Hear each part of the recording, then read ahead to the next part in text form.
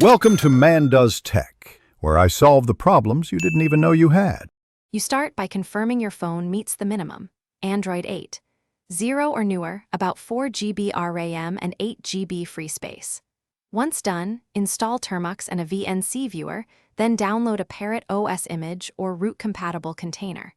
Make sure developer options and USB debugging are enabled, and allow installations from unknown sources. That avoids permission stalls. Then open Termux, update packages, and prepare storage access so you can fetch and mount the Parrot image for the next steps. You now extract the Parrot image inside Termux using prut or crut. Set correct file permissions so binaries run.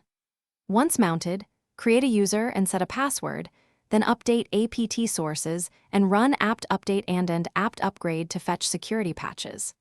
Next, install a lightweight desktop like XFCE and a VNC server, configure the VNC password, and pick a resolution such as 1280x720 for responsive performance.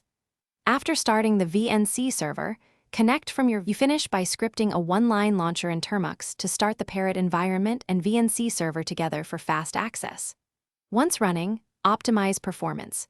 Disable unused services, avoid full desktop compositors, and create a small swap file only if necessary.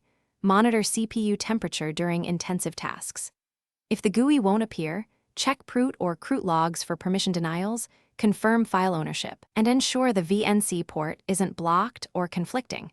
Restarting the VNC server usually resolves port collisions.